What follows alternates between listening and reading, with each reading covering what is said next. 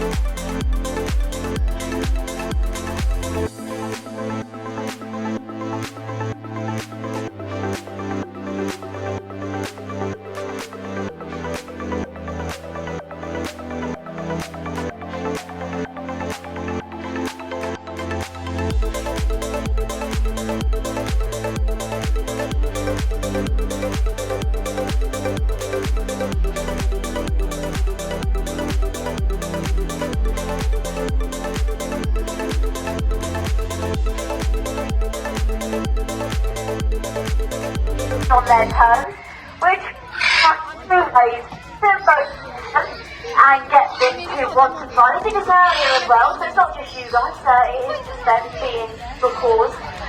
So all our birds are free flights. We don't clip any of our birds' feathers.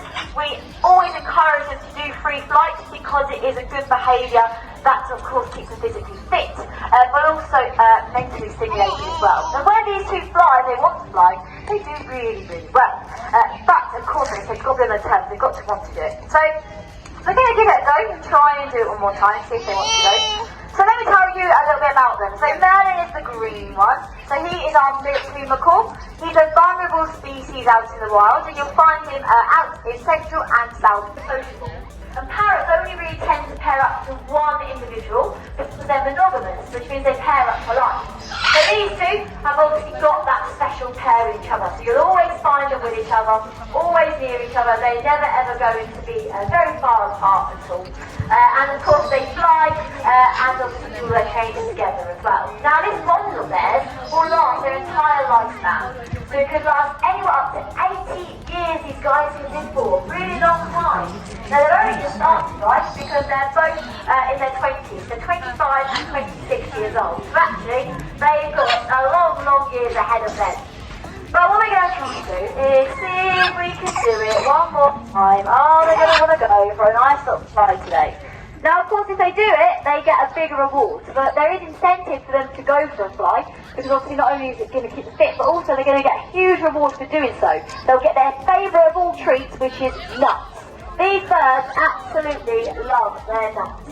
So they're going to eat lots of different types of walnuts, Brazil nuts, macadamia, cashews. We give them a really nice mixture, but they only get it if they do the job correctly.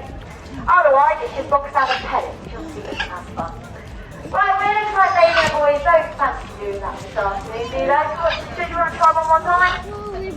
Yeah, okay, we're going to give it a go one more time. This is their last chance. Fingers crossed we get it a second time. I promise you it's worth it when you see it. Now, where they come from out in the everything looks similar, but Zoe is not a baby version of Peppy. They are not related. They are completely different species. And out in the wild, you'll find Peppy over here, out in Australia.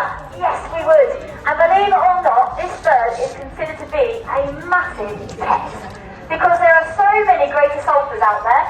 They do all sorts of things. They cause loads of problems. They do lots of biting and chewing. They ruin farmers' crops.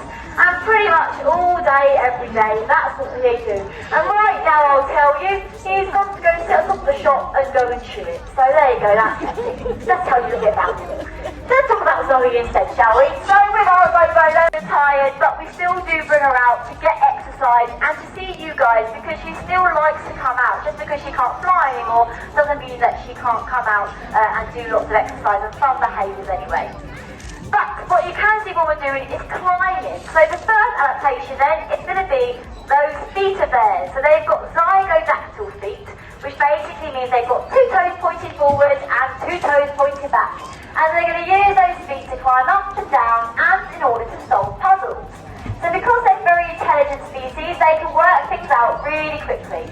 If they can't climb down to the food, then she's going to pull the food up towards her beak instead. And then she's of course going to make the most out of that meal. And she's going to even tail feathers out. Now the reason he found those can pinpoint and help him land exactly where he wants to. So he fans them out, it allows him to change direction, it works like a rudder on a ship. So he can do exactly what he wants to do and what sort of time he wants to do it as well by using that fan shape. Now his tail feathers are getting a little bit scruffy at the ends there, you can see, and that's basically because they're due to be molted out. So what parrots also do is they molt their feathers out in a sequence. They don't do it all at once. But as he loses one feather, a new one will regrow underneath. And that just enables them to have better quality of feathers all year round and the ability to fly all year round as well. You know how chickens or poultry, they lose all their feathers over the Christmas period, and obviously that's where they don't really lay eggs. So of course with our parrots, they need to be able to fly all year round because they're not domesticated like our